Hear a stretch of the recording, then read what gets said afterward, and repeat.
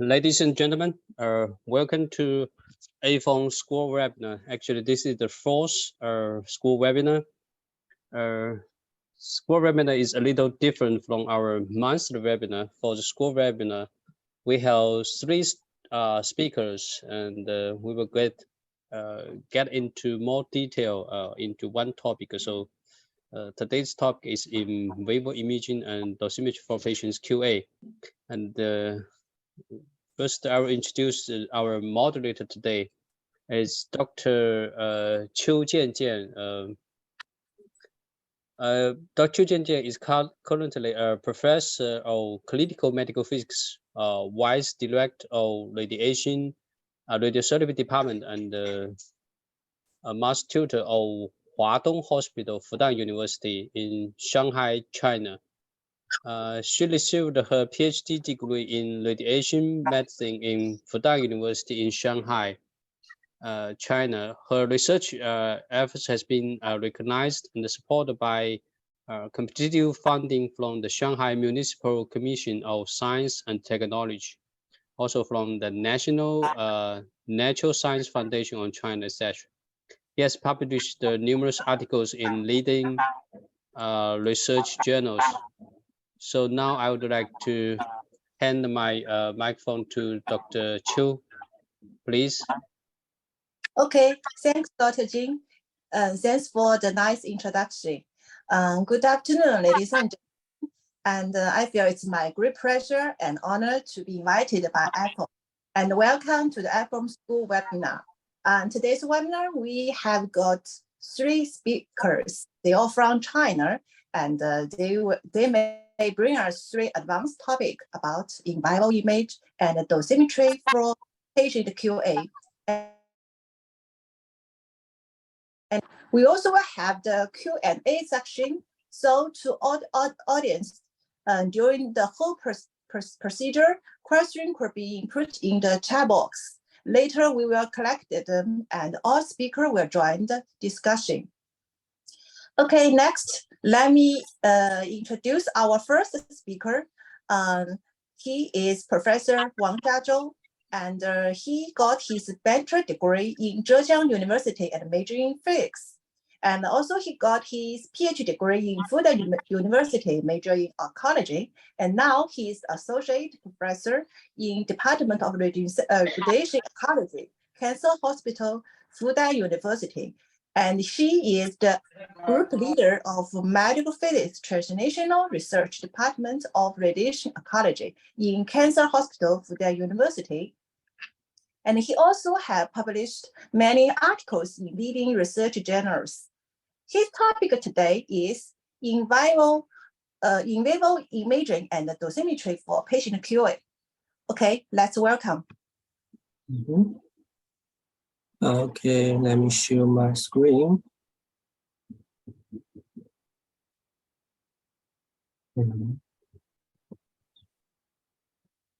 Okay. Thank you, Dr. Chu's introduction. Today, I want to give a topic about the in vivo imaging and dosimetry for patient QA. I'm come from the Fudan University, Shanghai Cancer Center. Okay. So for my topic, I will have 4 sessions. The first session will talk about what is the in vivo patient QA, and the second is something about the patient QA. And the third section will be talk about why we need in vivo QA, and the last one was future direction. So we start from the first session. I want to talk about what is in vivo QA. As we know that the in vivo in Latin, which means within the living, it's not the cell phone, it's a cell phone bond, but in radiotherapy, we mean that measure the radiation dose received by the patient during the treatment. Actually, in vivo is more like a biological concept. As we can see that it has some offset such as ex vivo or in vitro. Those concept means the dose measures made either before or after treatment used in phantom to represent the patient. It's more like a biological concept, which, as we can see, it's in some biological researches. We can do some in silico, in vivo, ex vivo, and in vivo studies. From my opinion, that in vivo in radiotherapy just means the patient, we need to get the patient a real dose. Not in vivo just means that we use some phantom dose or something else. And for the in vivo QA, actually it's traditionally we mean that in vivo QA is the routine QA method. It was a supplement and a complement for the based treatment QA, which is independent check the dose calculation and data transformation. But as we know that the technology was developed very fast, the in vivo QA become more and more important as we have some new devices, such as the MR-Linac or CT-Linac that was developed by the Unimage in Shanghai, etc. And with new treatment technology such as adaptive radiotherapy, which have some, we should have do some in vivo QA method as the patient was on the couch. For the in vivo QA, we should understand that we should measure the patient during its delivery.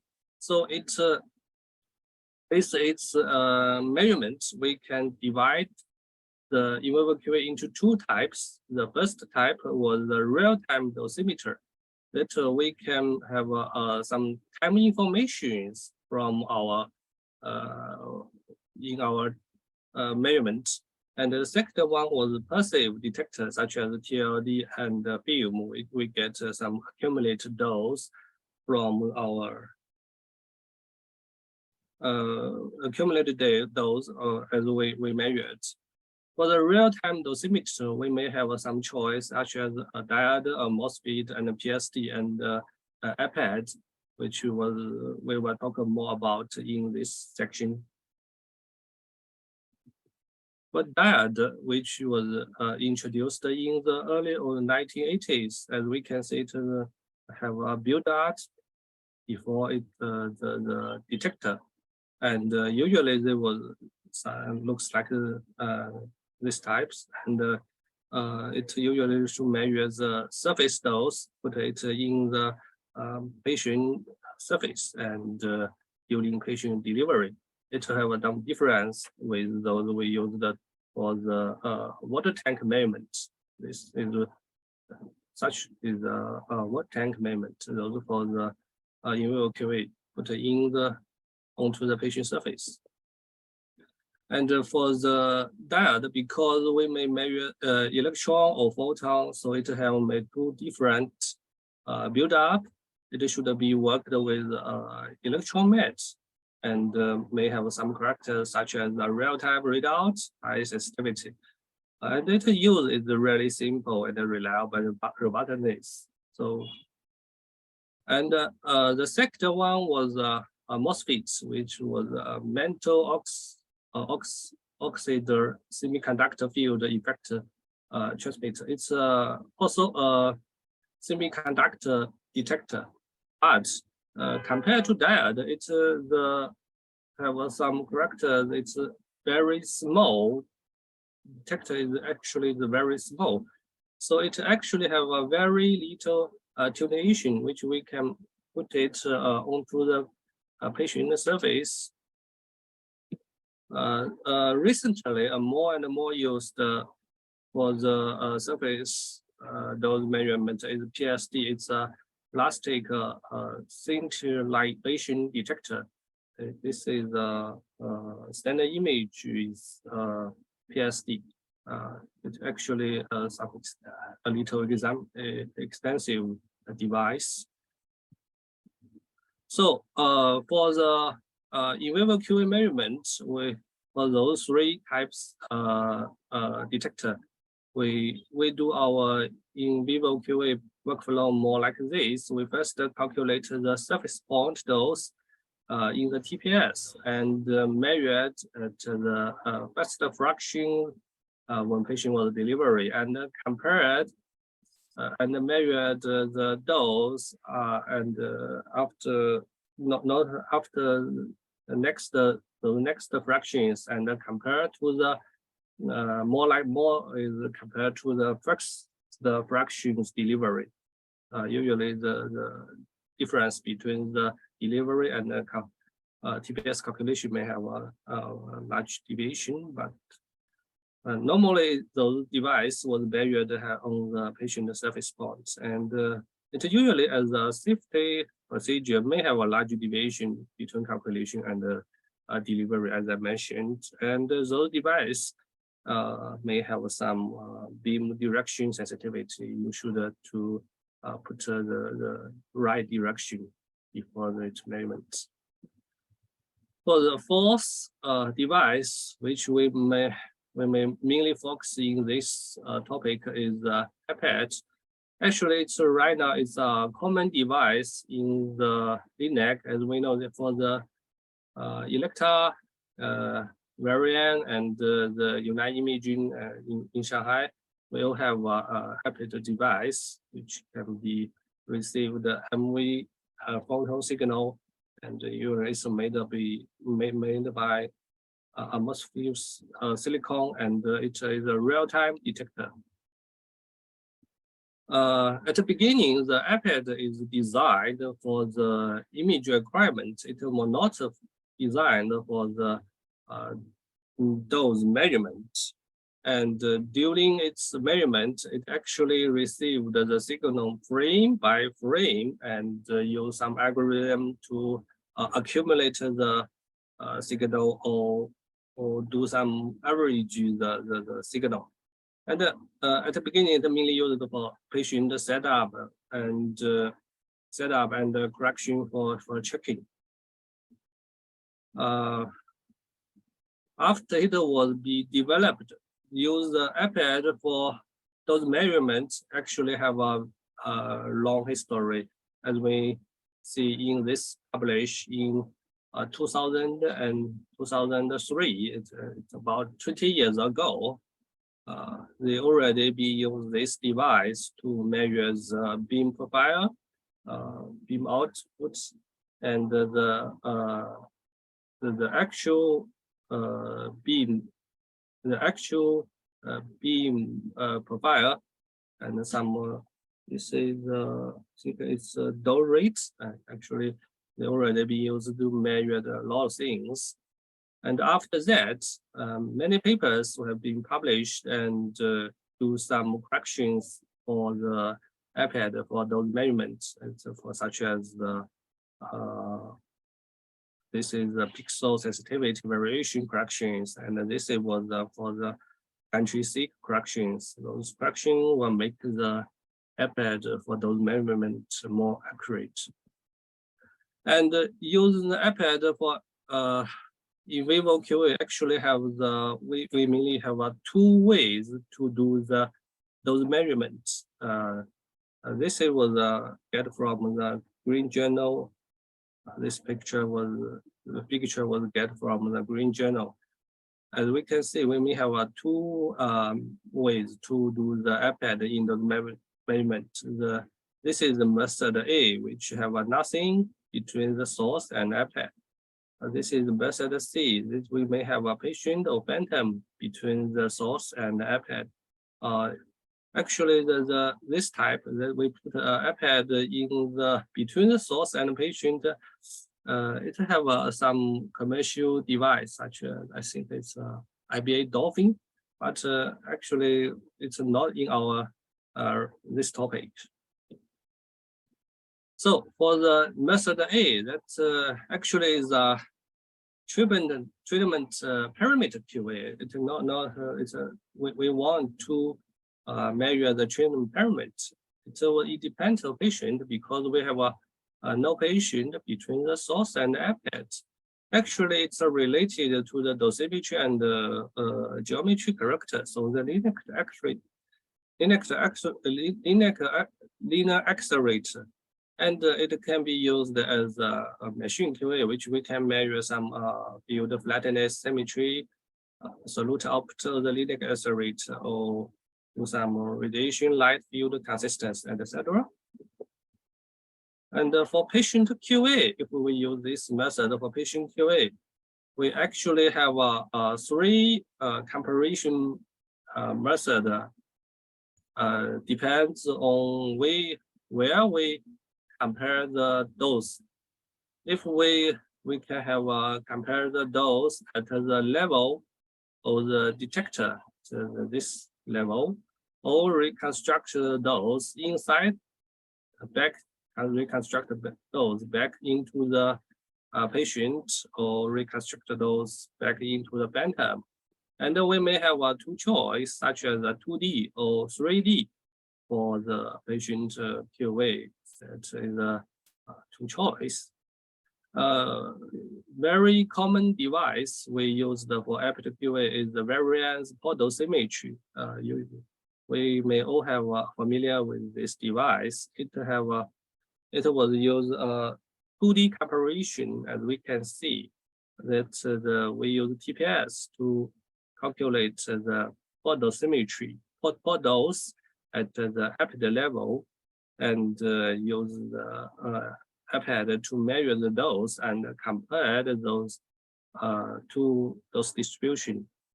We may have two choice, such as absolute or related dose, or depends on the user choice. And meanwhile, we can use some reconstruction algorithm to reconstruct those back into the patient. This paper was published at 2006. They used the back projection algorithm to get the dose inside the phantom of patient from the photo image.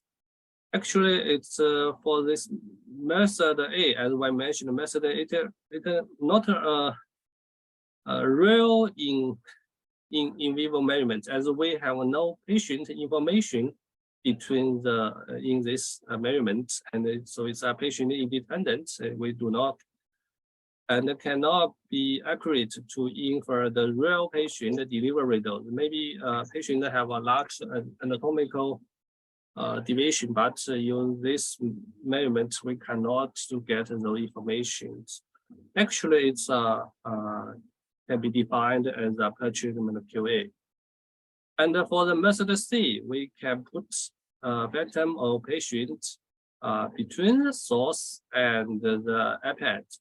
So in this phenomenon, in this pattern, we can get the patient information. So we have two methods to perform those patient QA. The first one was the forward projection. It's a very straightforward method. We just calculate the iPad dose, the transmitter beam, and the iPad dose from the TPS, and then compare the dose with the measurement. The second one was back projection, that we get the measured the dose and reconstruct the dose inside of the patient, and compare the dose distribution with TPS. This method will be a little complex and may need more interpretation. Actually, the use iPad for the patient QA, it's for the dose reconstruction is also have a long history. As we can see, this paper was published about 2010. They take the advantage of the iPad data to measure the dose distribution and use for the dose reconstruction. They use the in-room the MV CBCT for the image, for use this image as dose reconstruction, and they focus on long SBRT, they use the Monte Carlo-based dose reconstruction. They use the gamma pass rate and the deviation for the comparison. But the conclusion may be a little weak. We can see the conclusion is mainly about this, and this method is available. Actually, it's a very earlier study, so it's just feasible. This is available. But not only using the MV CBCT, we can also use some TV CBCT. This paper published at 2013, they use TV CBCT and only use 2D images. They do not use 2D, they use the forward method, as we mentioned above. Use forward method. They compared the transmitter dose on the iPad and use some fluorescence correction method and use the gamma rates for mainly for the comparison. And the conclusion was also similar to last study. They said that this method is available. So the main obstacles for the iPad in the patient in vivo QA, actually, I think we mainly have three points. The first one is the dose reconstruction method. We need a fast and accurate algorithm because that when we do some in vivo QA, patient may be on the couch, so to do the time is quite creative for the QA performance. And the second one is image, that we need a daily image that for the dose reconstruction. And the third one was the gamma pass rate. So the first one, maybe the dose reconstruction method, maybe we already have some products or some vendors have developed advanced algorithm to perform this calculation, such as the PDW or unite image. And there was second one was the image that we need to have a image that can be used for dose calculation or some dose reconstruction, such as MI or CBCT or CT.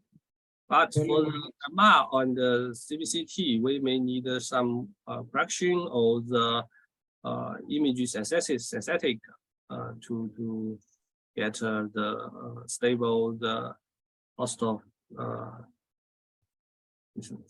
thanks to the recently development of the deep learning algorithm, we may get good synthetic CT from some CBCT or MRI images. So for the third one, the gamma pass rate, maybe I will talk about later.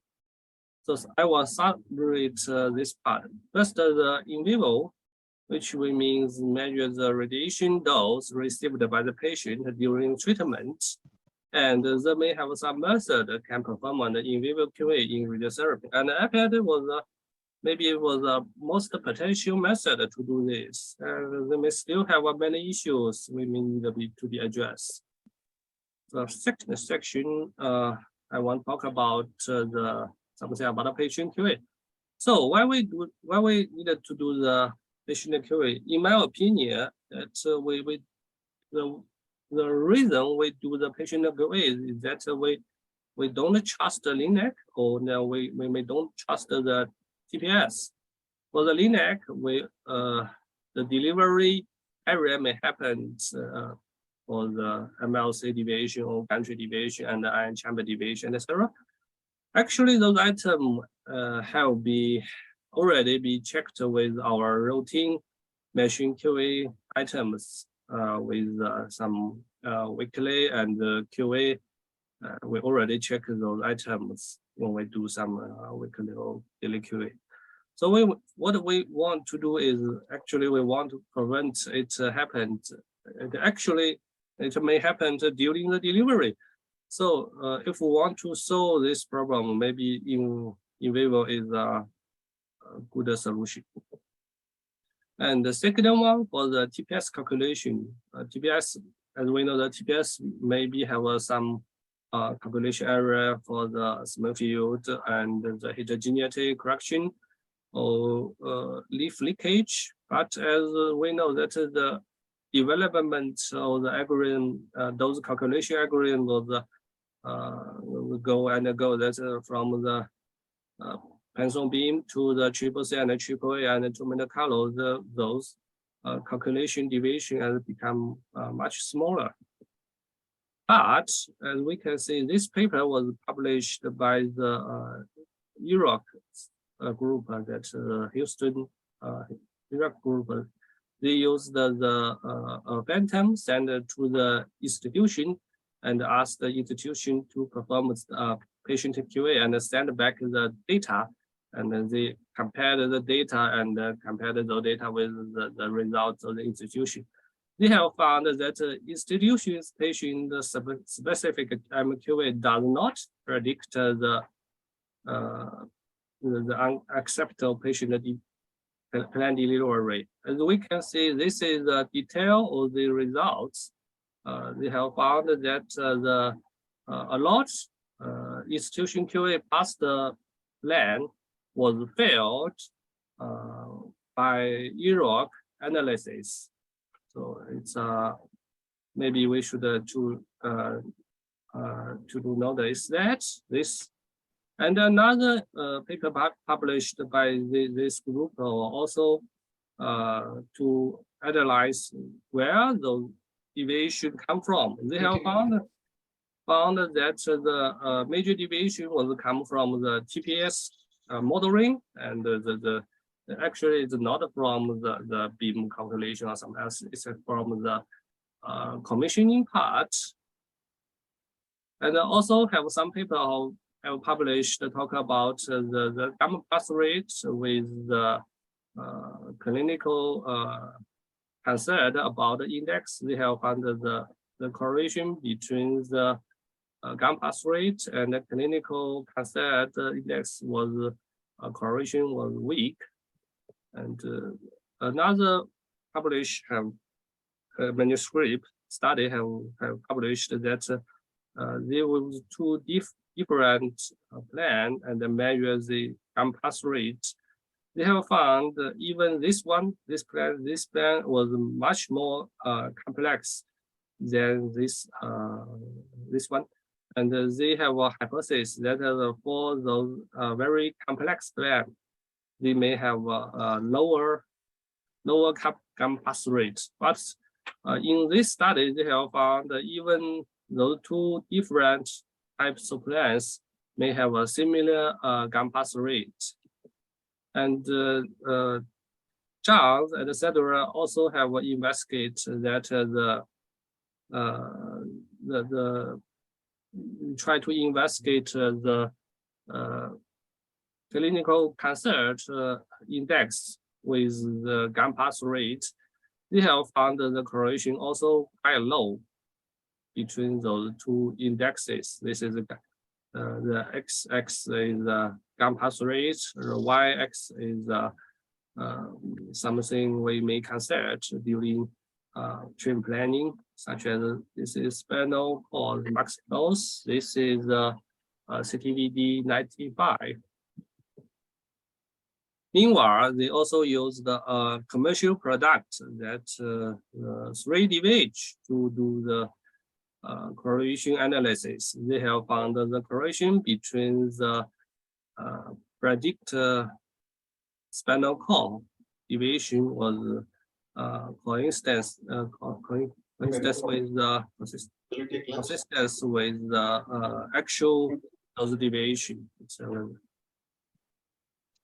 So I will join a blog about patient QA. As we know that delivered dose deviation, I think maybe can be divided into three parts. The first part is the machine deviation. The second part was the TPS calculation deviation. The third part is maybe the patient variation, such as setup or the anatomical deviation. The first two parts. I think it's narrow derivation as we defined the narrow definition as we defined in our patient QA. But from the general definition, I think the whole parts, including the setup area and anatomical variation, all needed to be should be put into the patient QA. And if we want to do the second to do this part, we may need some imaging device. So patient device, from my perspective, I think that we should make the patient priority to clinical results, and we may make the measurements more efficient. Right now, when some institution may perform patient specific QA for every patient, which may require a lot of time, and we may need to use the image information better. So summary part, I think it's current QA was mainly focused on the machine QA and the TPS deviation, and the performance and the ability to find out the deviation seems not well, and it have a low correlation between our results with the clinical consult index, and we may need to push the patient QA into next level, and the in vivo QA may be a good choice. As we know that in vivo QA, when we do the patient QA, we will mainly compare about the delivered dose and the planning dose, and those include the inaccurate those calculation error in patient implant transmission and the machine delivery, as I mentioned above. The patient geometry change actually is what we needed to address in the in vivo QA. So before we try to do the in vivo QA, we should to have some to understand how the extent about the patient and anatomical change. This is one of the patients in our institution that with MPC that will treat after 20 days, and we can see that the PTV have become out of patient's body. So the dose to the peritide maybe have a lot deviation between the first fraction and the this fraction. So this is the magnitude. And some studies also shows that for the MPC patients that after 4 weeks, they have to do some imaging and replanning. They have found the dose between the replanning plans and the original plans have a relative large, have a significant difference between, I think it's between the spinal cord, this is spinal cord, and this is peritide, and this is peritide. And another study also have showed this phenomena. They have do a lot replanning and imaging. They got to do the replanning and the fraction 10 and the fraction 20 and the fraction 30. They have found the peritide, spinal cord, and the peritide will have a relative large deviation between those two plans. And meanwhile, we also should to understand the frequency about the patient anatomical change. This paper was published recently. They have used the subjective to decide which patient should do the adaptive radiotherapy, and they also give a result about why this patient needed to do adaptive radiotherapy. They have for the anatomical change, they will take about 3.2%, and then compared with the patient positioning and about 6%, and the technical issue about 5%. So it's just a subjective decision. And some studies they used to do the commercial automatic system for patients daily QA. They use the iPad Excite imaging to compare the gamma path rate. They have found the abdomen and the chest have a large patients and may be failed because the anatomic change may cause a lot of the those deviation.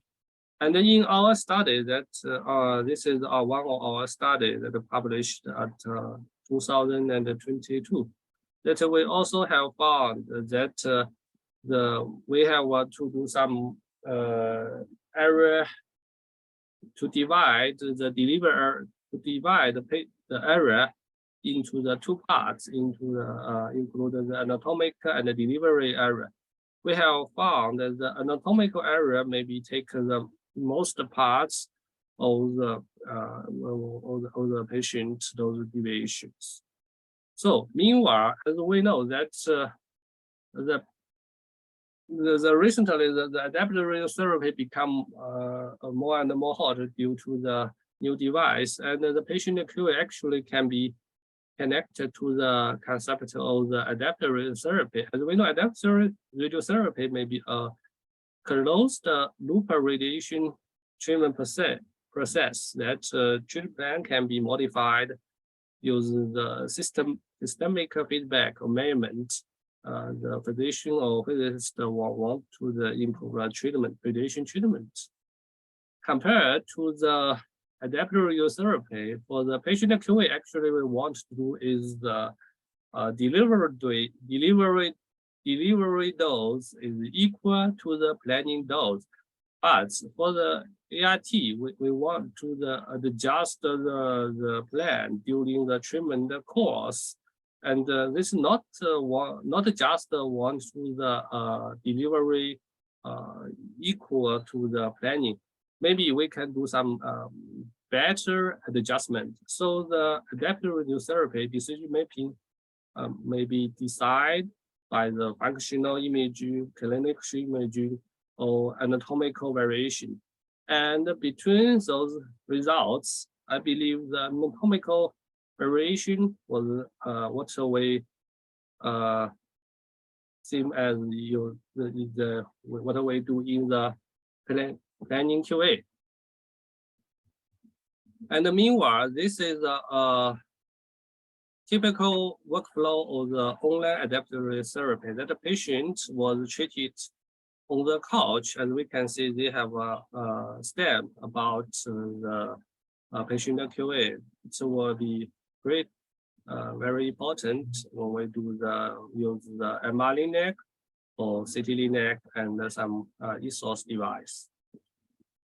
For the ESOS device, right, recently that it may have we have a patient CBCT QAs, and we assume patient anatomical variation was addressed by the replanning procedure and use the Mobius 3D, which is integrated and independent of those QA tools.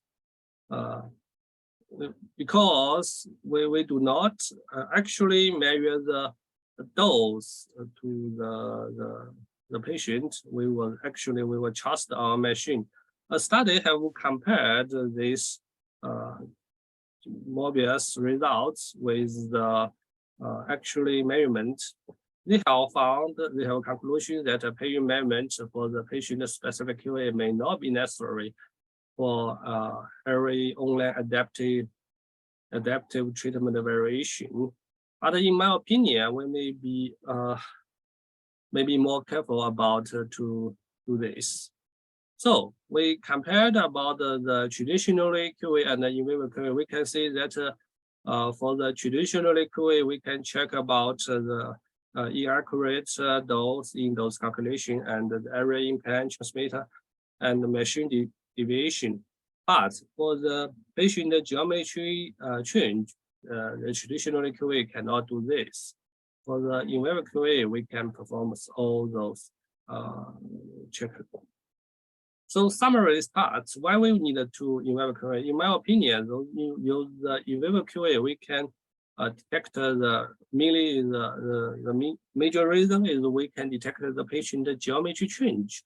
It may compete with the adaptive radiotherapy, maybe correlated with what we consider about the clinical indicators. But for the in vivo QA, it still have some disadvantage because it might be difficult to implement, and I will mention later. Maybe it will be give you a lot of data, which will be you needed to process a lot of data, etc. So I will talk about the last. I will talk about the future direction about in vivo QA. So how to perform a better in vivo QA?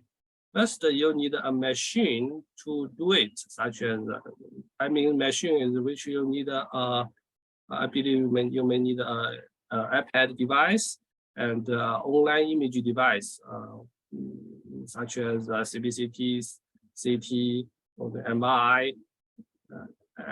I would more prefer to use the CT device because it may have a better resolution in image.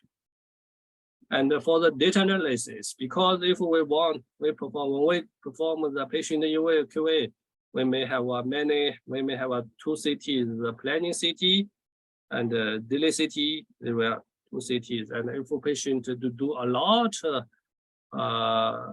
fractions, they may have a lot of delay CT, and we may have many ROIs, such as original ROIs that the physician delineated when we was planning, or we may have some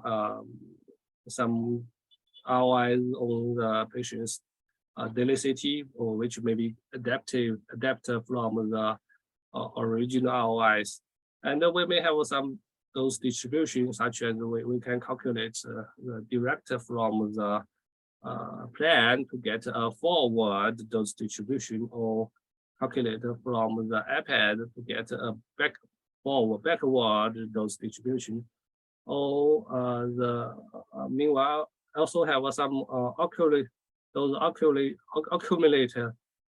method to have a choice where we can accumulate the dose to the last fraction, or to the first fraction, or to the planning CT. So for in vivo QA, the users may have a lot choice, and because the user may have a lot of choice, you can get a lot of data. How to handle those data, maybe to do more researches in this direction. And for metric, GAN pass rate, as I was showed about, the GAN pass rate may be way correlated with the clinical indices, and for the DVH metric, we may have some PTV, DVH correlation, and OER correlation. How to combine those metrics into one, or combine those together to do the decision making, whatever is subjective or objective, it's also needed to be addressed, and the whole workflow may be needed to decide if you need to do the in vivo QA. So somehow I will somehow that the in vivo is means measurement of the radiation dose received by the patient during the treatment, and the current patient specific QA was mainly focus on the machine and the TPS deviation. And for the in vivo patient specific QA, it actually can detect the patient geometry change and may compare with adaptive radiotherapy. It's correlated to the clinical considered indices. However, we still have a lot of work needed to do, including the device. Needed to investigate the more device and the design new role, etc. So that's all. Thank you.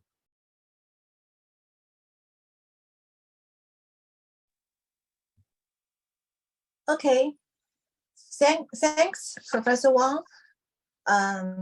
Thanks for the detailed introduction about multiple devices used in vivo QA, patient QA, and so on. That's a wonderful talk. Attention again to all the participants. If you have a question, you may input information in the chat box, and I see we have received one question. It's very practical questions, and the answer. The question will be answered together later. Okay, let's welcome our second reporter, Mr. Feng Bing. And Mr. Feng is a young medical physics of radiation therapy. Suzhou, he got his bachelor degree in Suzhou University, China, and he got his master degree in Fudan University and major in biomedical engineering. And now he is the research assistant in Department of Radiation Oncology, Cancer Hospital, Chongqing University. And his topic today is the advancement of utilizing EPID for patient QA. Okay, Mr. Feng, if you are ready, please. Yes, okay. Thank you for Professor Chu's introduction. Let me share my screen.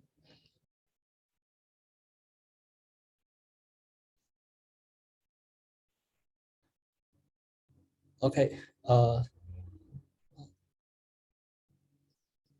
Today I will represent the topic of advancements of utilizing electronic proto-image device for patient quality assurance, pioneering technology transforming radiation oncology. And our discussion will be divided into 5 sections, and we will start by understanding the concept of the electronic proto-image device, his history, and advantages, applications, challenges, and finally, we will talk about the future directions. Okay, let's talk about the first section, the concept of the electronic proto-image device.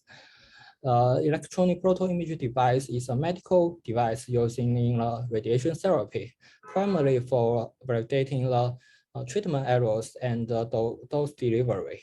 It works by capturing the images of the treatment field during the radiation therapy, allowing clinicians to compare the actual treatment area with the planned one. This is the timeline about the history of electronic proto-image device development. The first generation electronic proto-image device was developed in the 1998 using quality field isolation chamber in the later 1980 to early 1990s. They utilizing a camera-based system to capture images. In the mid-1990s, front panel detectors start to be used in the electronic proto-image device.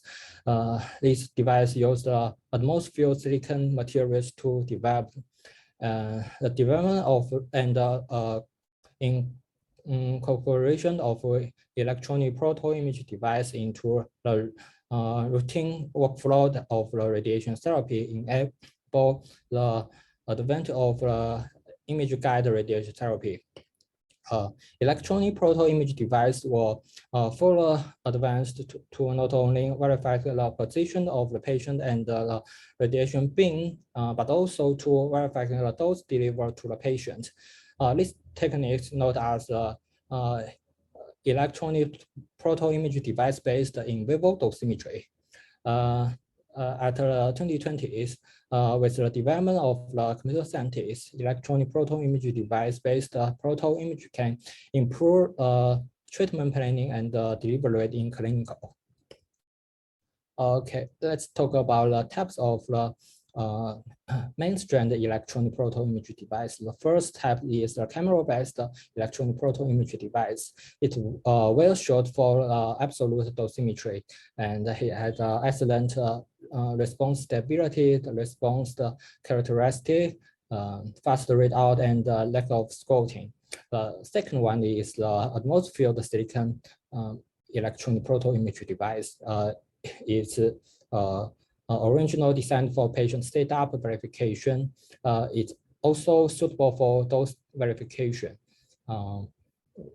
Here as the pixel signals is parametrically linear with the dose. The response of the most field silicon electron proton image device is suitable within plus or minus 0.5 over long periods up to at least 2 years. Recently, the most field silicon electronic proton image device has become the more popular proton imager. This figure is the most field silicon flat panel image of the IVO GT ACTAS. It has a 41 times 41 square centimeter detect array and 1024 times 1024 pixels. Touch ground and a 1 millimeter cube per build-up layer, photo screen and atmospheric field photodiode array. Also, in these sections, we note the concept of the electronic proton image device and its history. Currently, mainstream electronic proton image device is based on atmospheric silicon image materials. So in this section, we will talk about the advantages of using electronic proton image device. The traditional method of quality assurance is validation before treatment, such as isolation chamber, film, and log file, but it cannot verify in the in vivo dose of the patient during treatment. And so now it's possible to do the homework and take into account in the in vivo dosimetry by using electronic proton image device. Traditional quality assurance device is difficult to verify in the patient actual dose. We can find that it has some limitations, such as low detector resolution, cost is very high, and no support some specific function. And so now the clinical implementation is that extensive benefit and risks during the treatment. The EPID-based dose verification can be used in different parts of the treatment, pre-treatment, on treatment, and after the treatment. In pre-treatment dose verification, major methods can be divided into transit and no-transit mode. The difference between these two is whether the phantom is placed of patient between the electronic proton image device and the gantry. The pre-treatment process is monitored to find the delivery error in the time and eliminate treatment accidents. On treatment, the measured proton image and the calculated image by TPAs was compared to so that we can find some errors in time. And after treatment, the back projector algorithm was used to reconstruct a three-dimensional dose distribution so that we can validate the results of every branch of the delivery. In this section, I will talk about the advantages of the electronic proton image device and compared with the traditional method measured device. It can be used different timing for dosimetry, pre-treatment, during treatment, and after that.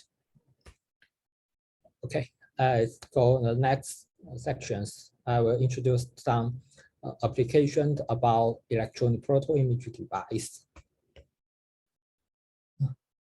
Despite the land available and simplifying of rules, electronic proton image device have been not yet replaced detector array for patient-specific QA in three-dimensional. So the purpose of this study is to perform a large-scale dosimetry validation of transit and no-transit electronic proton image device dosimetry against absolute dose measurement in three-dimensional. The result shows that the transit and no-transit electronic proton imaging device dosimetry are equal in the dosimetric terms to conventional detector rate for patient-specific quality assurance. For 3 clinical head and neck cancer, intensive module radiation therapy plans, TPS was found underestimate and mean electronic proton imaging device based those in the critical structure of spinal cord and some parodied by approximately 4 grades according to the radiobiology modeling calculated were performed, such as underestimate can properly lead a significant under prediction of NTCP. Suppose arms backscatter and off-axis effects of the electronic proton imaging device are challenged for radiation therapy quality assurance. Amid these issues, this study proposes a simple yet effective method with the correct metrics to rectify the backscatter and off-axis response for electronic proton imaging device. The calculated dose was compared with the measured dose via the isolation chamber array. A gamma passing rate shows the electronic proton imaging device-based dose response is greater than the limit tolerance of the AAPM 218 report. The error between the dose value calculated using a central X convention of coefficients and measured dose valued at a different of X point.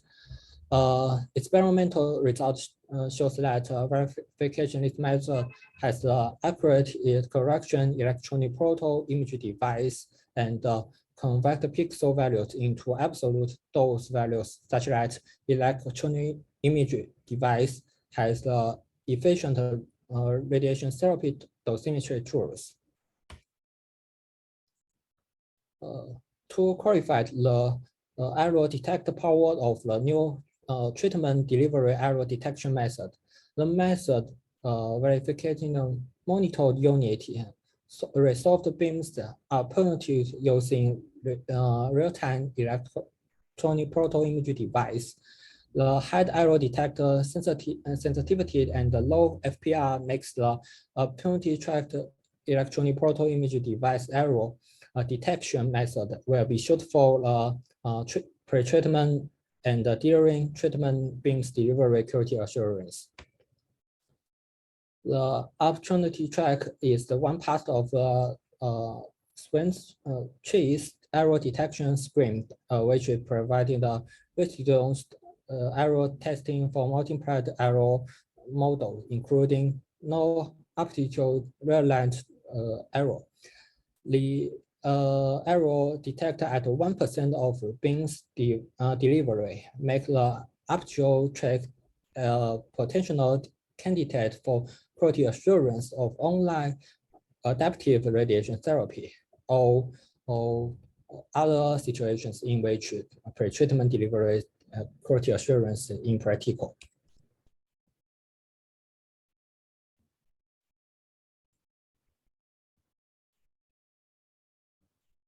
Sorry. Okay. Generally, the electronic proton imaging device calibration for back projection dosimetry consists of 2 parts. The first is dosimetry calibration, and the second is the conversion of dose at a detector position to dose within a patient. The overview of the produced step necessary to convert the pixel values of electronic proton imaging device to those in the phantom. Feasibility of using models for dosimetric verification was tested on the 3 dimensional conformal and in intensive module radiation therapy field for the phantoms and for prostate cancer simulation. Intensive modulation radiation therapy and volume moderator arc therapies are rather complex method techniques and require the patient-specific quality assurance produce. Electronic proto-image devices are increasingly used in verification of radiation therapy. In this work, they aim to develop novel models to predict the transmission image with the reference map from the radiation therapy plan. The predict transmission image is compared with the measured transmission image for in vivo dosimetry verification. The reference map was extracted from the radiation therapy plan, and the correction for panel response, global field output attenuation, and scatter was applied before the transmission image was calculated. The parameters using the model was calculated specifically from central X and off X point using a series of the electronic proton image device measured data.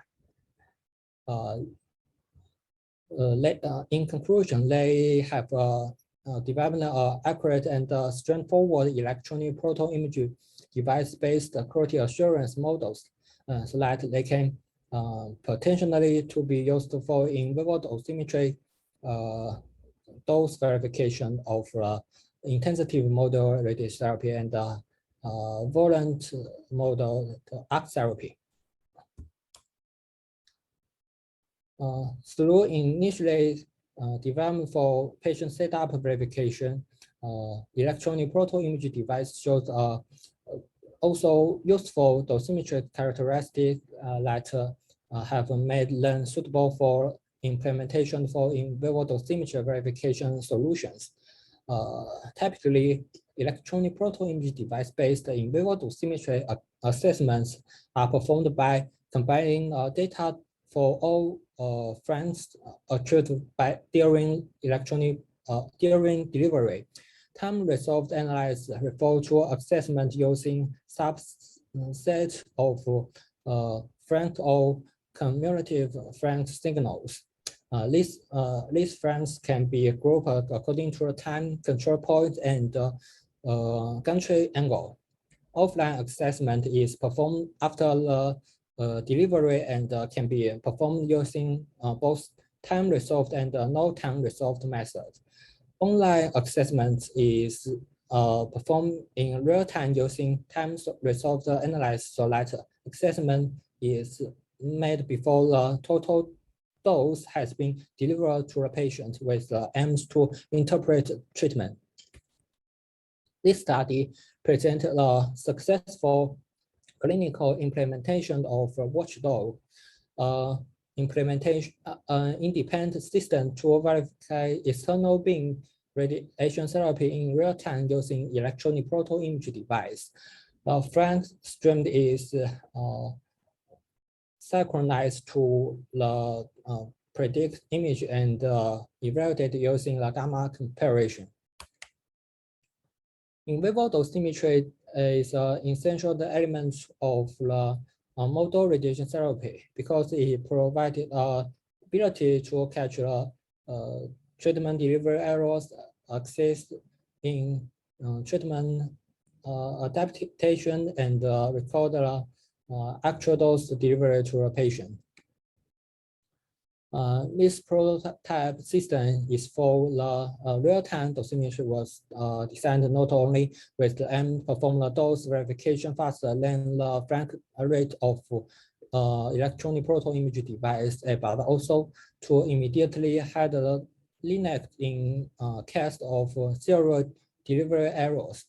Real-time electronic proton image device based in vivo dosimetry produce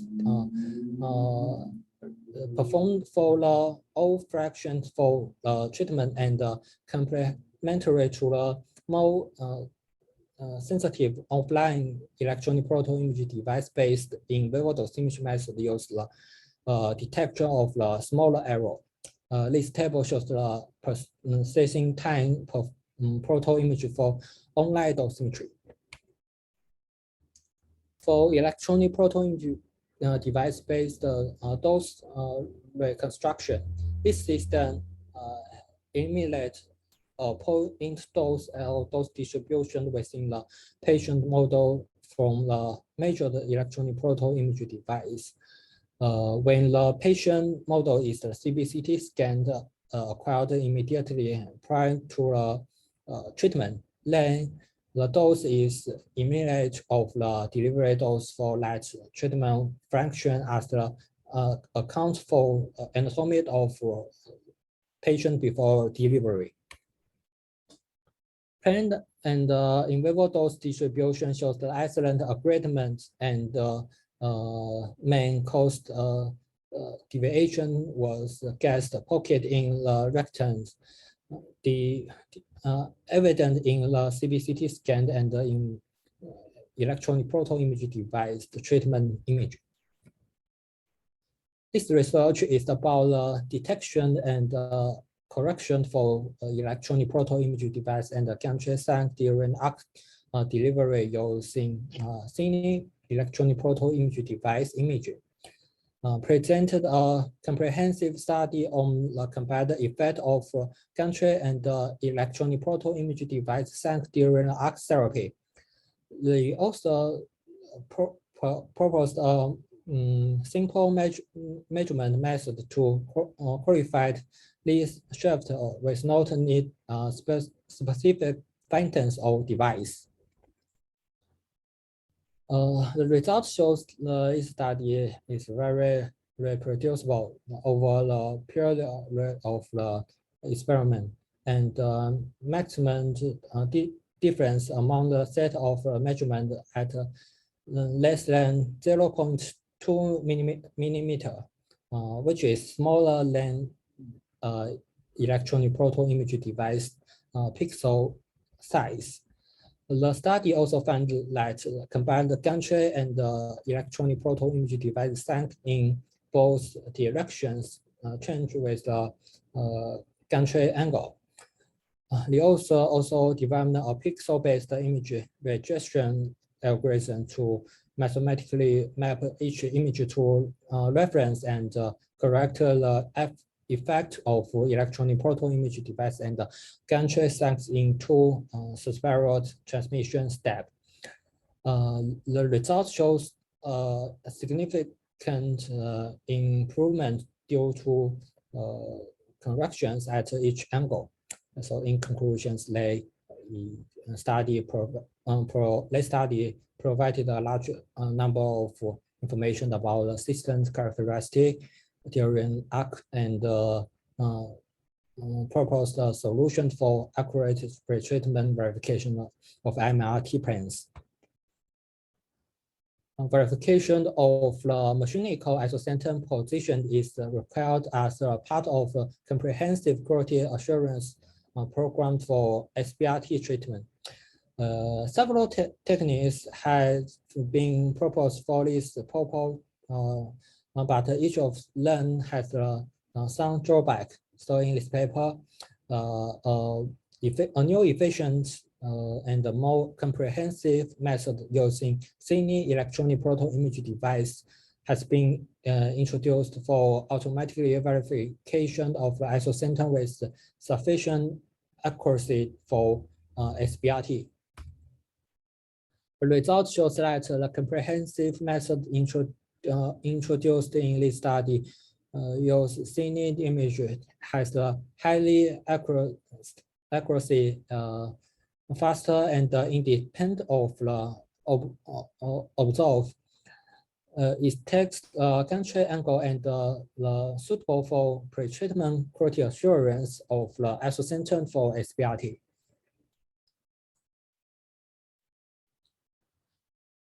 Clinical use the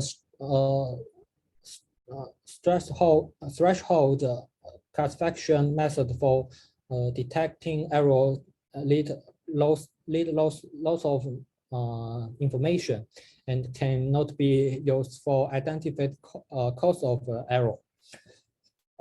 This study developed a convolutional natural network and combined with the electronic proton image device dosimetry for automatically verification of isocentron with sufficient accuracy for SBRT. Overview of the classification level and level per level. For level 3, you can see the green color indicator class that consider irrelevant errors, whereas the red color indicator class at considerable relevant errors. So in conclusion, deep learning in form of CNN is the pragmatic, powerful tools for identifying treatment errors with electronic proton image device dosimetry. Error can be divided at high level and have a high sensitive of the. This approach can provide additional information not currently available from the electronic proton image device dosimetry, and has the potential to turn the electronic proton image dosimetry into such more efficient method for identifying treatment errors. This project presented investigate and improved rapid method to detect such errors by performing online dose verifications through the analysis of electronic proton image device. Results indicate fractions, medial pass rate, and different gamma criteria in VMAT. Motion phantoms was introduced on the phantoms, and the target dose distribution was compared to the planned dose distribution. This study demonstrated the feasibility of your electronic proton image device for detecting the interplate effect. They recommend using the compute tomography slides and adding sufficient tumor margin in order to limit the dosimetric organ motion in radiation therapy with the present quality. In this work, we also customized and validated the physics-based model, which utilizing on-treatment proton imaging to reconstruct the three-dimensional dose delivery to the patient during the SBRT. The SBRT involved the delivery of the large dose over few fractions than conventional therapy. SBRT and VMAT treatment will be strongly benefit from the in vivo patient dose verification, as any error in delivery can be more hard to the radiobiology of the patient as compared to conventional therapy. Electronic proton image devices are available at almost commercial accelerate, and they document used for dosimetry and make them valuable tools for patient dose verification.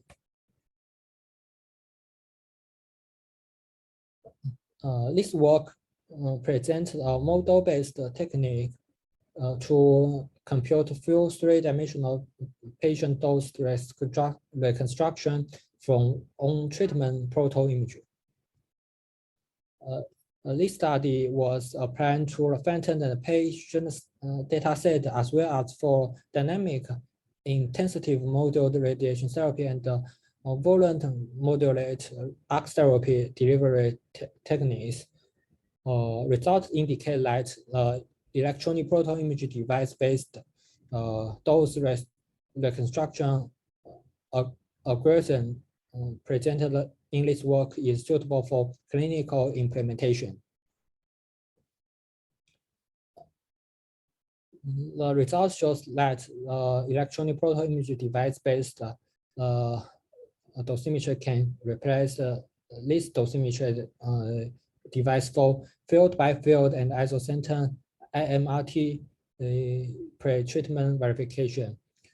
Systematically, errors were detected using electronic proton imaging device dosimetry, resulting in the adjustment of the TPS parameter and allocation of for 2 clinical patient plans. One set for electronic proton imaging device measurement, and it is sufficient to check each IMRT plan field by field, and at the ISO center makes it useful efficient and accurate dosimetry tools. Using back projection algorithms need to take into account point as flow. Later scatter within the electronic proton imaging device and dose response flow of the electronic proton imaging device. The scatter from the phantoms of patients and the attenuation of the beams by phantoms of patients, distant from the radiation source and to the dose reconstruction plan, the scatter within the phantoms of patient. For pretreatment IMRT plan verification, electronic proton imaging device-based dosimetry is reliable and potentially fast tool to check the absolute dose in 2-dimensional in sight and phantom for in vivo IMRT frames. Film measurement inside a phantom can be replaced by electronic proton imaging device-based treatment. Dose measurement.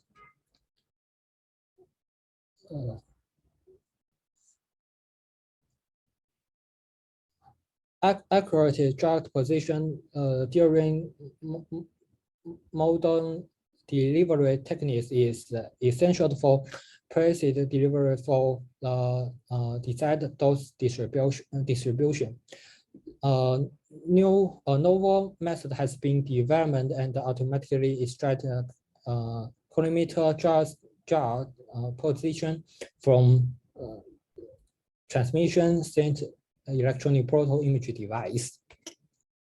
This method is designed for quality assurance and verification in modal radiation therapy to detect a position of static jars or verified the position of tracking jars in the more comprehensive treatment. This method uses only information extracted from electron proton imaging device and is therefore independent from the accelerate. To verify the trajectory of the dynamic multi-lift collimators, this study developed a novel tools only using the information provided by electronic proton imaging device. The overall accuracy for MLC position automatically extracted from electronic proton imaging device frames was approximately 0.5 millimeters. The MLC leaf trajectory verification system can be detect leaf position errors during IMRT and VMAT with a tolerance of 3.5 millimeters with 1 second. Currently, various MR-guided radiotherapy systems are being developed and clinically implemented.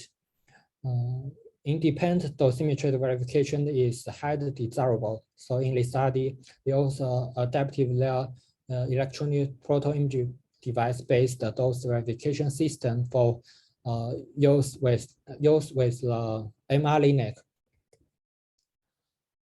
Independent verification of the leaf trajectory during the treatment fraction improve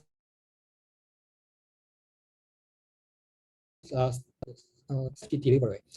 In order to verify the dynamic IMRT with the electronic proton imaging device, the response should be accurate and fast, such that effect on motion bounding in the detector moving field edge positioned in limited. In the past, it was shown errors in the detected position of the moving field edge determined by scanned liquid field isolation chamber. Electronic proto image devices are not be used in clinical practice. Furthermore, the method for the leaf trajectory verification during dynamic MRT was successfully applied using such an electronic proto image device. Hence, the effect of the motion bearing on the detection accuracy of the moving field edge in clinical practice resulting shows the leaf position errors of 0.7 centimeters at a leaf speed of 0.8 centimeter per second. In these sections, we will talk about application for using some research about quality assurance, some rotations. In the next sections, we will talk about the change and the limitations of electronic proto image device. This figure shows the deviation between the daily CT and the planning CT. We find using different reference image, we got different dose calculation results. Therefore, we found we would like to know whether we can use the planning CT replace daily CT as a reference image for the in vivo dosimetry calculation. Experiment was designed to verify whether there was the difference in quality assurance between different reference image. The proto image and the daily CT were compared with the measured results based on the electronic proto image device. The pretreatment quality assurance shows a good algorithm on phantom test. We can find on this profile, the treatment results can fit with the calculation. Furthermore, we use the method in the in vivo dosimetry, and we find using daily CT shows the different profile and gamma passing rate with planning CT. We can see because of the anatomic has changed. Using planning CT have a significant difference with actual treatment anatomy. The results show that daily CT-based gamma pass rate has significant deviation than daily CT-based. So it indicates that we cannot use daily CT as a reference image for quality assurance in electronic proto image device dosimetry. Furthermore, we test which threshold of gamma pass rate can detect mechanical errors by proton image. First, we modified the monitor unit on DICOM file from the clinical treatment plan. And we find using daily CT as the reference image for in vivo dosimetry shows the higher AOC than planning CT as the reference image. Similarly, the detect test on MLC error has the same results with the previous experimental. This study aims to investigate and report the dose deviation produced by this limitation in clinical plans and to explore how this deviation can be mitigated and avoided. So another limitation is whether mentioned artificial can bring error to the electronic proto image device dosimetric measurement and how to recalibrate the electron density. Those calculation and actual deviation. And we need to some end-to-end testing and design specific patterns. Let's summarize these sections. We talk about the limitation of electronic proton image device, and currently planning CT has not suitable for electronic proton image device-based dosimetry. And mental artifact effects will affect in vivo dosimetry by electronic proton image device and some leaf training effect. Okay, let's talk about the next sections, future directions. In the future, artificial intelligence will become more important for patient-specific quality assurance in radiation therapy. The deep learning can apprehend as follow: accurate dose calculation, detect planned transform and machine deviation, and patient geometry change. And flash for electronic proton image device dosimetry is the one hot research areas right now. However, it has some questions on these novel techniques. Accurate measured in ultra dose range is difficult by current quality assurance device, and how reconstruction dose distribution is also an issue. In previous experimental, we found that electronic proton image device-based dosimetry can reflect the change in dose. So whether the change in anatomical structure can be inferred from the changes in dosimetry is also the worth study. It may be a novel method for the acquired anatomic structure during the radiation therapy. So in these sections, we talk about the future directions of electronic proton image device. Artificial intelligence is the most popular field, and I can see that will be compared with electronic proton image device for the quality assurance. There are many questions in the fresh radiation therapy. For example, measurements in the ultra dose rate may introduce some error, and some new materials should be found for the neutral dose rate measurement and adaptive image for electronic proton image. Okay, that's all. Thank you. Thank you. Thank you for the nice reporter. Very much focused on the EPID research and very detailed work, I think. To all, don't forget to share your question in the chat box if you have during the reports. So let's welcome the last speaker. He is Mr. Chen Yuan. He got his both bachelor and master degree in Fudan University, China. And now he is the research assistant of Radiation Oncology Department in Cancer Hospital, Shanghai, China. Up to now, he has published 2 SCI recorded paper.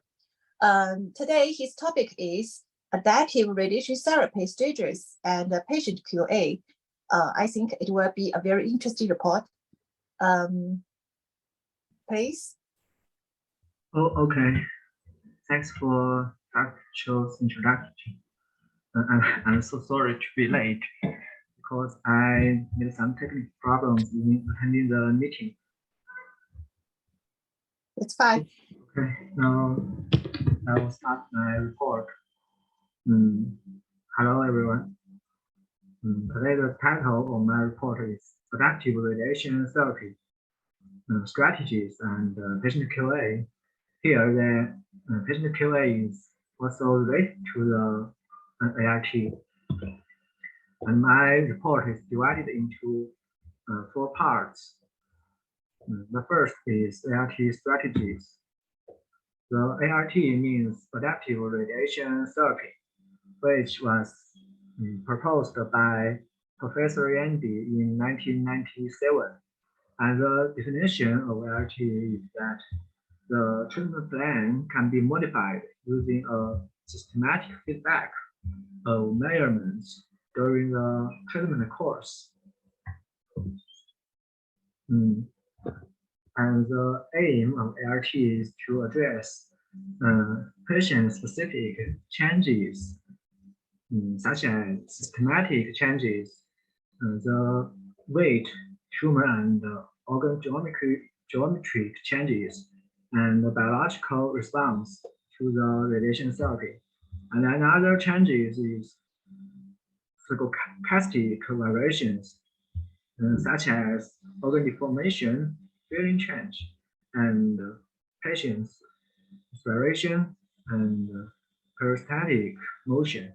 And the stochastic variations always exists even if the radiation therapy is not performed.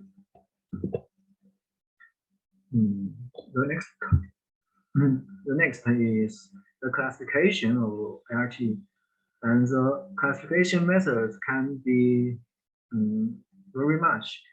Here, the mainstream is classified by time scales. The first is the offline ART. It considers the systematic and progressive changes of patients, and it often performed after the current treatment direction, and typically follow the same clinical workflow as initial plan. And second is online ART. We consider the interfractional target and organ displacement,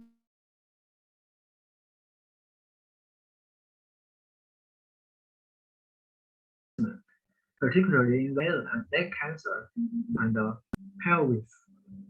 And the online RT also considers the formation of organs at risk during a short time scale. The online RT is often performed before treatment delivery while the patient remains in the treatment position. The third class is real-time ART. The real-time ART considers the spiration, internal status changes, and peristalsis motion. The treatment plan is automatically adapted during the treatment delivery without operation intervention. And the real-time ART is performed through the treatment gating or dynamic tracking using X-ray imaging. Although the real-time ART shows a great clinical beneficial, however, it is still limited in clinical practice. And there are many other classification methods. Here I will introduce some of them, such as classified by anatomical or biological. The anatomical ART only consider the changes at the anatomical level, and the biological ART consider the changes at physiological or molecular levels, and these changes often occur before anatomical changes. So the biological ART showed a strong prospect. And some studies also report the biological ART with strong clinical benefits. But for the same reason, the biological ART still remains limited in clinical practice. And another classification ART is due to the performance method. The one is the adapt to position. In this way, the ART only accounts for the rigid translation shifts of the patient. In fact, you can see in the right figure the MR simulation and the CT simulation is only doing a rigid registration, and the second method is adapt to shape. And in this way, the ART accounts for translational shifts and the anatomical variations. There's the contours in the daily image is recontoured. There are many studies show the ART's benefits, and here I just list 2 studies of the prostate cancer.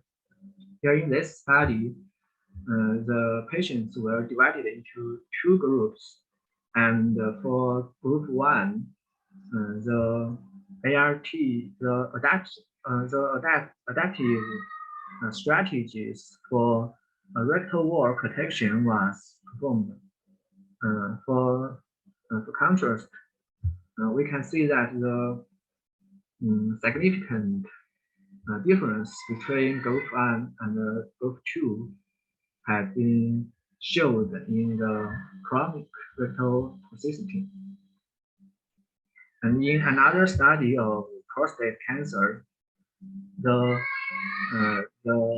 author showed the divergent curves of the 2 methods. We would see a better pituitary coverage and OAR sparing in the adaptive plan. To sum up, in this section, we would say that the adaptive radiation therapy is still the state-of-the-art technology to monitoring and react to the treatment variations. The second section is chronological considerations. For offline ART and online ART, they both need the following steps: imaging, contouring, replanning, and evaluation. And the last is plan QA. In the left figure, we can see that the differences are mainly in the images, and for the offline ART, the images are mainly the re-simulated CT. Okay, for the 5 steps, the first is image acquisition. For the offline ART, the re-simulated CT is often used, and for the online ART, the daily images can be multimodality, such as the usually used CBCT, the MRI, or other modalities such as SCT, FVCT, or the CT on rails, and X-ray can also be used in some institutions. The right figure showed some of them, and the image quantities may differ among them. And the table 1 here, this table, the author showed that they compared the image quality and such as the spatial resolution, the index, and the number of stars is the grade. The grade of 5 modalities. And this table also shows some important information of the HU and the electric density. And in the table, we can conclude that the CT on rail and the MRI have more application prospects. And it's also notable that for the additional dose to patient, the CT on rail, the CT on rails or MRI still have the least additional dose. And the second step is deformable image registration. Here I show the 2 different planes of patient during the DIR, and the figure C and figure F added the deformable vector field. The deformable vector field is used for the following steps. And the DIR can be implemented in the traditional algorithm, using traditional algorithms or deep learning algorithms. For the fashionable softwares, they often use the traditional algorithms such as dense-based or the B-spline based algorithms. However, the trend is to use the deep learning algorithms such as CycleGAN or the RaveGAN. Here, RaveGAN is a paper which has been used in the commercial software, and the paper showed that its performance in the 3 units is best than the other deep learning methods. Generally speaking, the performance could be better than traditional algorithms if we use the deep learning algorithms. And the DIR, after the DIR, we will get a DVF. So we can use it for the control propagation and plan adjustment and fractional dose accumulation. Here, this table lists the summary of current available DIR systems, and these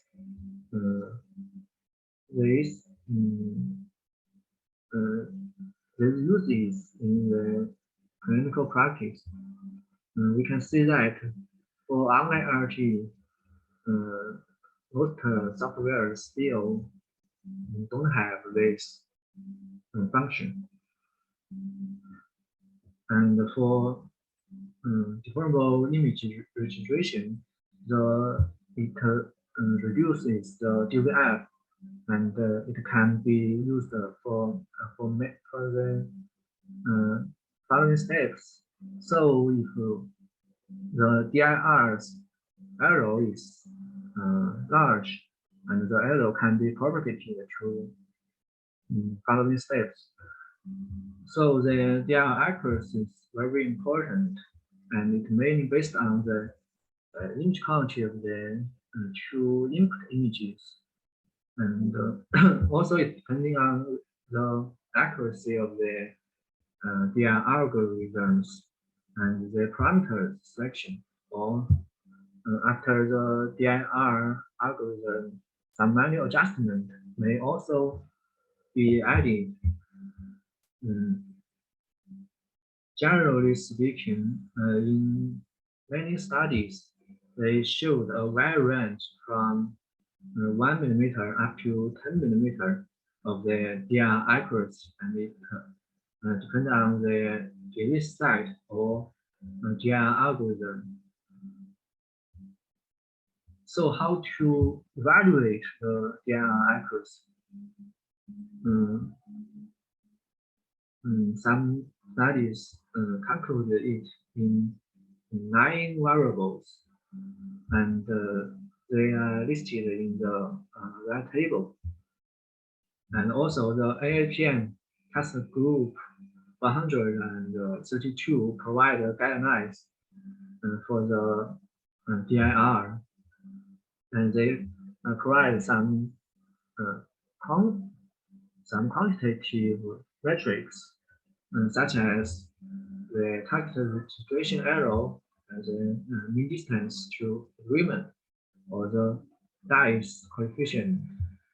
Moreover, a very important metrics is the Jacobi metrics, and for some clinical practice, the subjective score methods are also reported. And another use of DVF is the dose accumulation. It can be performed in 2 ways, such as forward and backward. For backward, the dose of the daily was right back to the initial planning city for dose accumulation. It was the mainstream of the dose accumulation. And another way is to perform the initial planning dataset to match the daily IGRT image. For both ways, the criteria of judge the dose accumulation can use the GAN pathway. Criteria of 95% under the 2 millimeter and 2% criteria can be used. The next step is rapid planning. For offline LT, software such as the Apple's process LT can help the procedure. It needs to propagate the RIs from the initial simulation to the daily image. Also, the manual recontour regions is also needed. However, for the online LT, the contouring is time limited. So auto contouring is used, such as the variance ethos. The manual recontouring is often not completely implemented for the time reason. So we can do this, such as only contouring the regions close to the target volume, such as 3 centimeters expansion of the PTV. But after the online LT, the subsequently reviewed offline with the full generations. And for the MR guided online LT, the time, the procedure should clinically acceptable time, usually as 9 minutes. And another step is plan view optimization. For study of head and neck cancer, using the CTM rails, the plan view optimization can be completed in 5 to 8 minutes. And this study showed a way that to accelerate the reoptimization.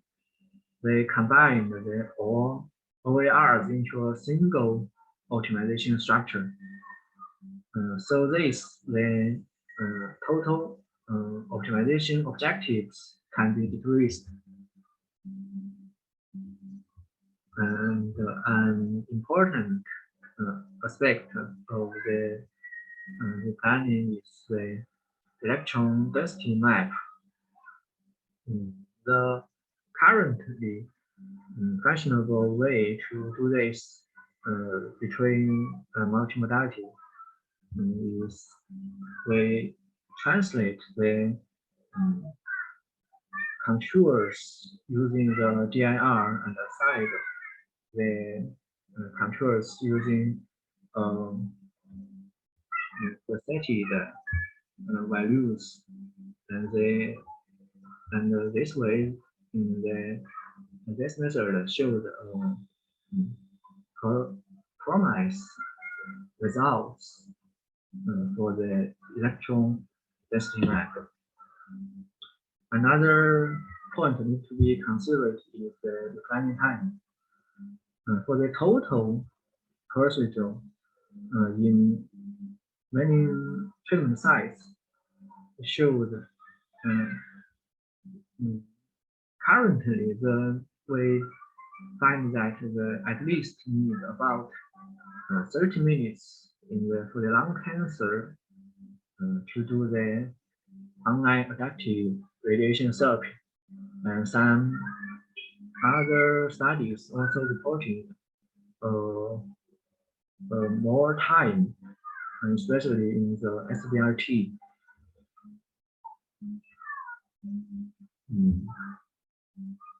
And we also need to know which patients need the LRT and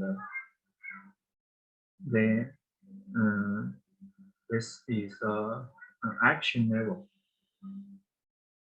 and this judgment can be done by many criteria, such as cancer margin distance, deviation of 2 millimeters, or the target coverage improvements about a certain threshold, such as larger than 10%.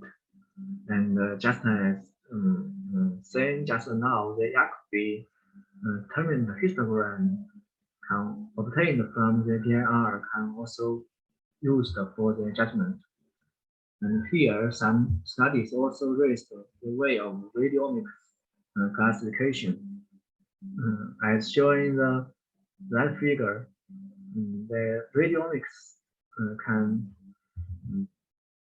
classify the need of ART in a very good, showed a very good result. But in the clinical practice, human judgment is also still needed to accelerate the procedure. A structured report by a software is needed. We can provide the dual-edge curves and some threshold for the physicians. The process actually shows so accurate in this way. And another way to set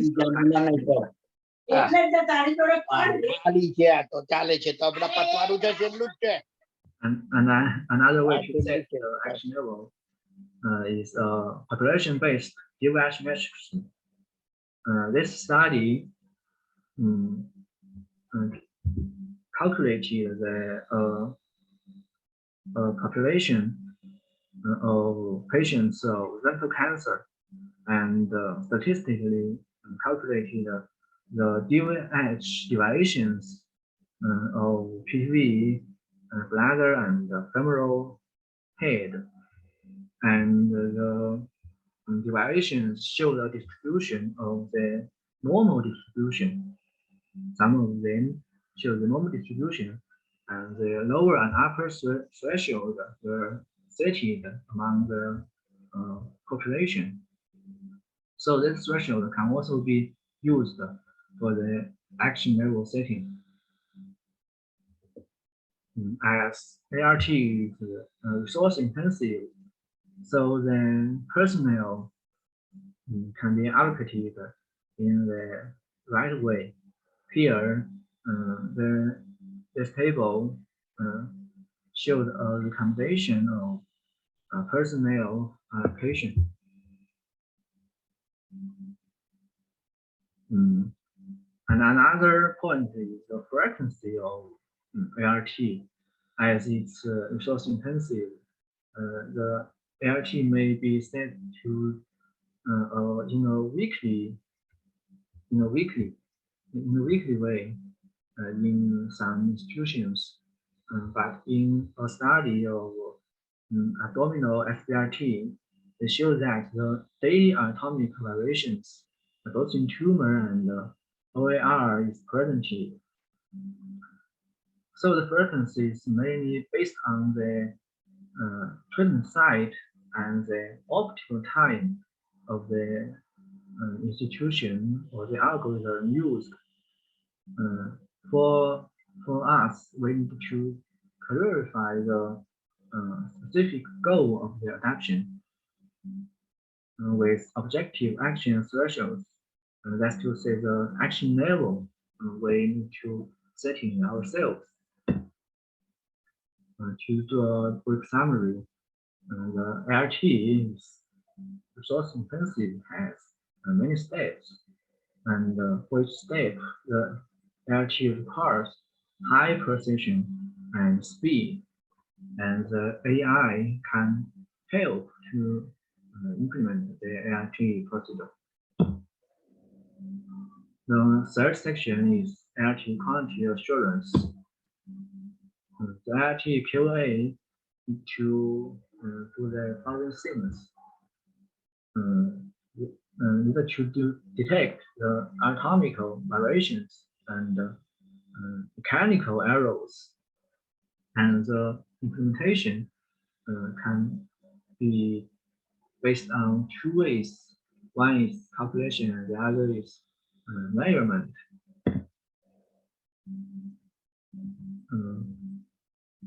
First, we need to verify the data transfer and the calculation.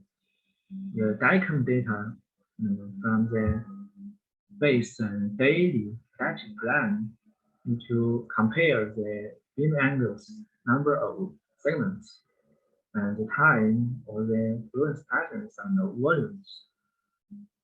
This is not for the data transfer verification, but also for the similarity verification of the planning and the daily plans. In fact, the initial plan and the daily plan need to show a good similarity in their parameters, and some methods are also provided, such as independent secondary dose calculation, and they can generate a report for the physician to review. This is a way of calculation based, and another way is measurement based. For example, for the online ART, the in vivo dosimetry can be a useful way. And in one study, they showed you can use a patient CT and the iPad photo images to reconstruct the dose in the patient CT, and the reconstructed dose and the forward calculated dose can be compared to calculate the deviation between the measurements and the TPS. However, for the offline ART, a measurement can also be performed. In the ActCheck and 3DVH system, they use the patient CT and forward calculated dose, and the measurements in the QA, measurements data in the QA. We can also reconstruct the dose in the patient CT, and in this way you can consider it as the in-line delivery to the QA phantom, and when it delivered to the patient in the patient CT, and we can get the reconstructed dose. So in this way, the offline LT may doing a dry run before the treatment to get the linear delivery and to calculate the pre-treatment QA reconstructed dose to do this 3D dose based QA strategy. Also, the LT's complexity into the clinical workflow that will necessitate the rigorous benchmarking and evaluation of each step. And the safe and consistent implementation is of paramount importance to ensure high fidelity in the trial outcomes. So how could we do the benchmarking? For deformable image registration, the AFOMP task group 132 gives some guidances, and it also provided some quantitative evaluations for subjective evaluation, such as the split screen displays, and compare the region of interest overlap, or the side-by-side display while covered by the designed by the physicians.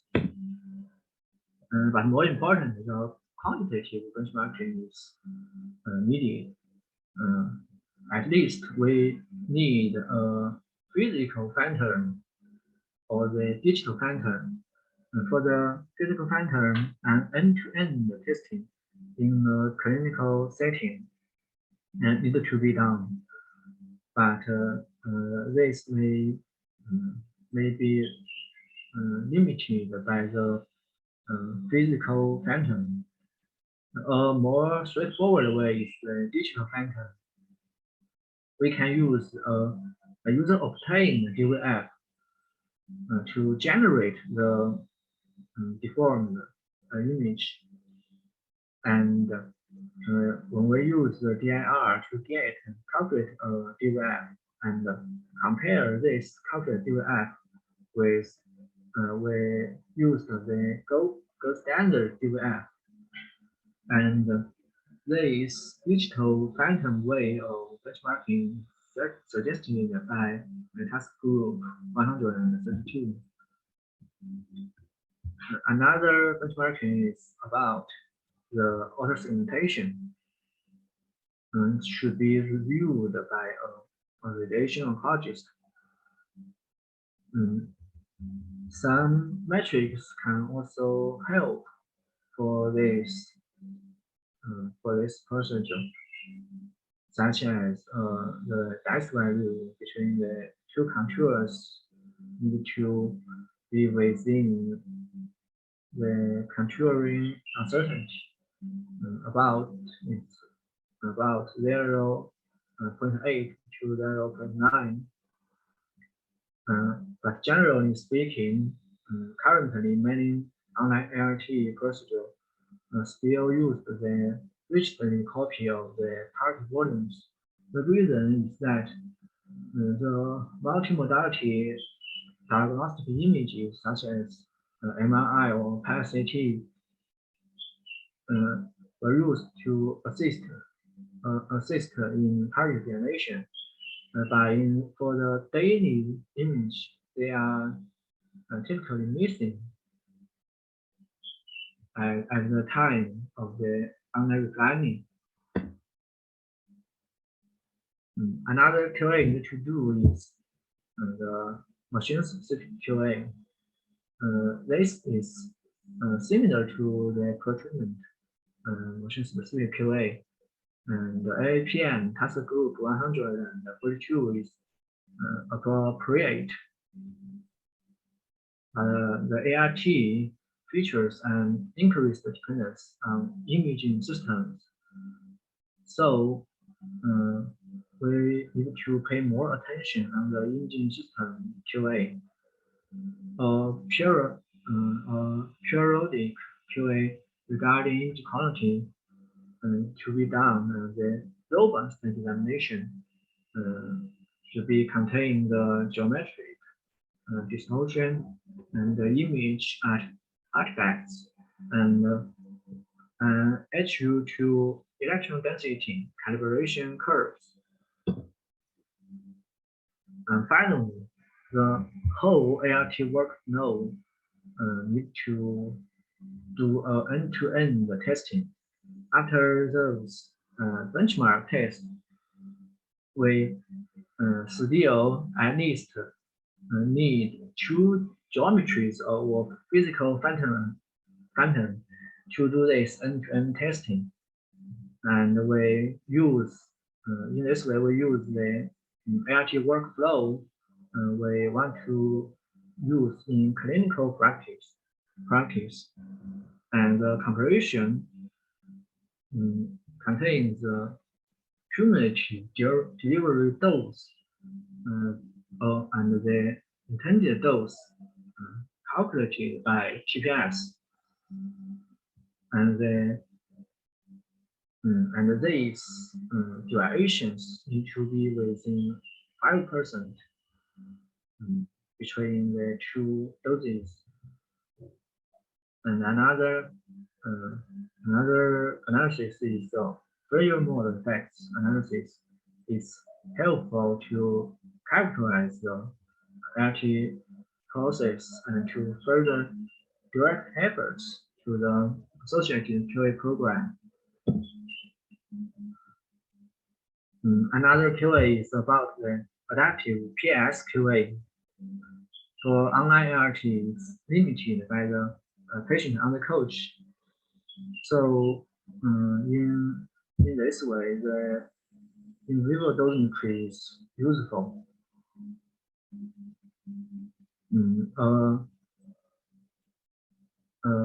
Criteria suggested by the AAPM task group 218 is about 95% or 90% of the gun passing rate under the Korean of 3% and 2 millimeters with a 10% dose threshold.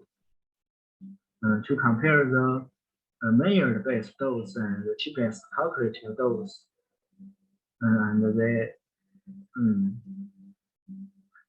when we get the plan by re-optimize a base plan, may lessen the likelihood of a PSQA failure.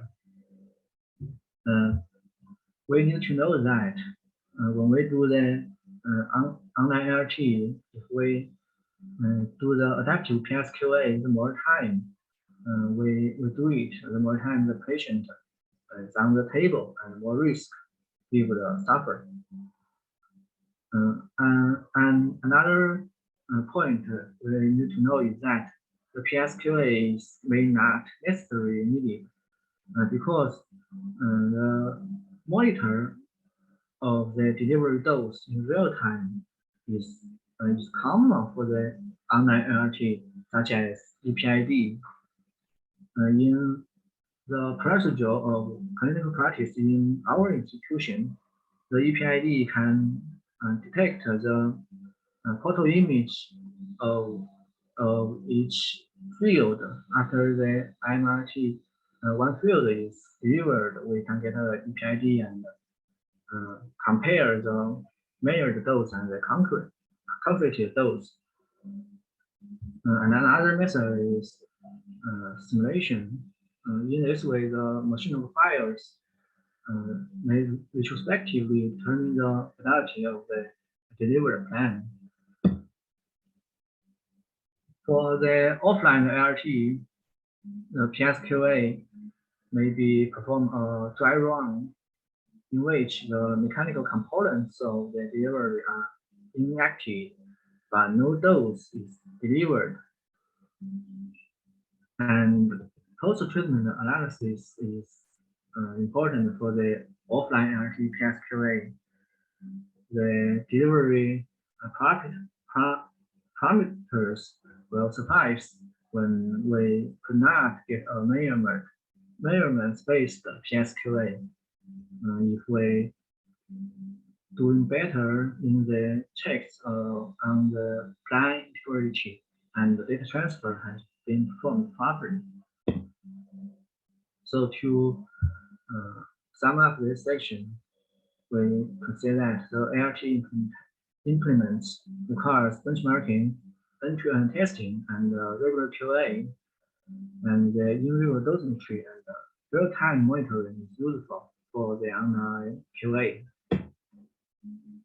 And the last section is reading the future. Here, the isotoxicity dose investigation is not new, but for the cases that the organ sparing is more important than the target, we can keep the dose to the organs at risk.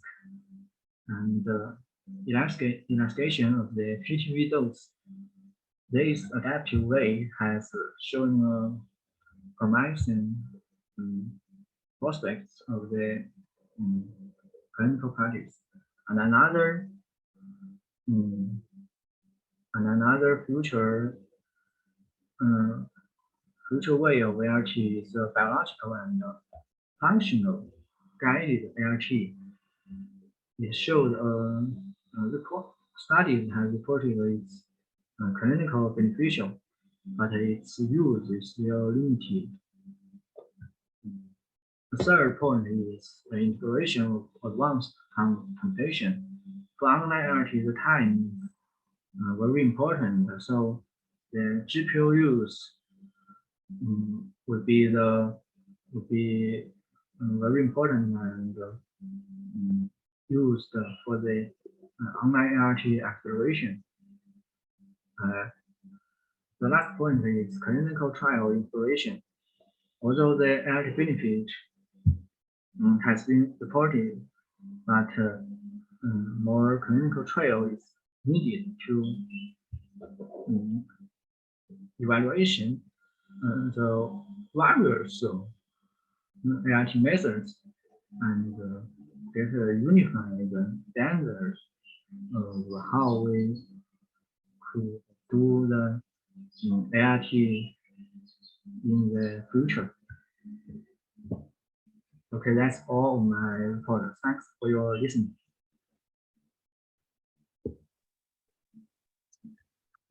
Okay, thanks for the sharing. Truly, motion problem and deformable problem leading to those problems. So the ART is challenging. Thanks all. Thanks for the 2 hours following. Now we're going to the Q&A section.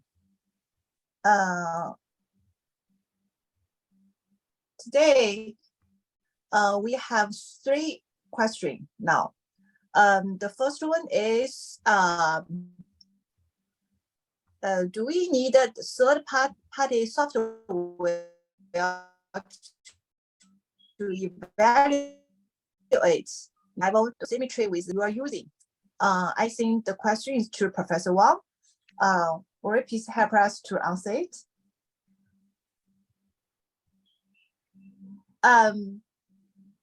Please keep your microphone on.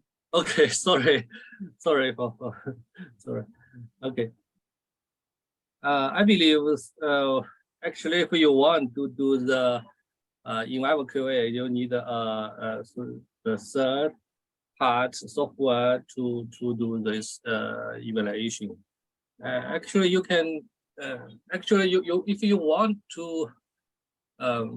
As my opinion, that the third part software may not be work very well because that the iPad that have a very complex structure which may have a lot photon backscatter and they may have some grade to difficult attenuation to calculation. Maybe the vendor, the Linux vendor, if they have provide the device, will be much better. It's my opinion. Okay. The next question is for Electra Linux. If they use Electra EPID, which software is available? I can answer that. Yes, as I know that Electra have a software which called EPI EPI Gray. Yeah, EPI Gray, yes. Yeah, it's that great. Which can do the in vivo dose calculation, and they can do some dose reconstruction. Actually, I think this company, original is some dose company or something, and right now it will become part of Electra. I think it will be okay for you this one. And it's in the standard equipment package or not? For EPI Gray, it's standard equipment or not? I don't believe so. Okay. Maybe you need to buy this one. The additional fee? Yeah, I think it depends on your department and the institution to talk with Electra, and if you want to use this device.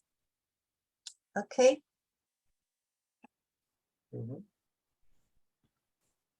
I have some supplement about this question. As I know, ACTAS offered a solution for the proto dosimetry. It's called vivo dose.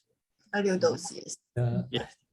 This software is also allowed for 2-dimensional and 3-dimensional dose reconstruction for electronic proto image device dosimetry. That's all. Okay. Yeah, I think the vivo dose is a new name of the Epic Gray. I don't. Maybe. Yeah. It's all Electra device.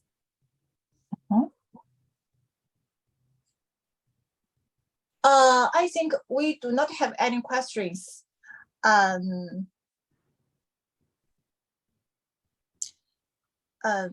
Yeah, if we do not, okay.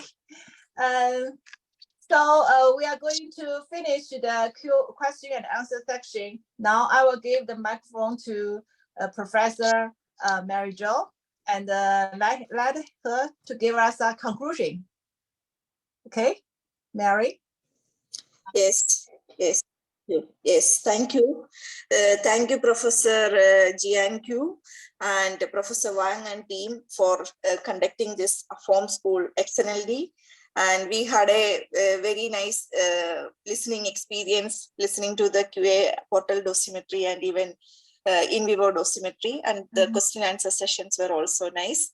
And on behalf of AFOMP, I take this opportunity to thank Professor Jian for moderating this session, and Professor Wang and Mr. Feng and Mr. Chen for delivering the lectures today. And with this, I would like to remind you all that our next session is on June 6th. That is a monthly webinar, July 6th. That is a monthly webinar. Please be there for the next meeting. And please fill the feedback form for the CPD accreditation. And with that, I think we can conclude this session. And I would like to thank all the participants for attending today's session. Good day and have a happy weekend. Thank you. Thank you. Thank you. Okay, bye. See you next webinar. Okay, yeah. Okay. See you. Good day.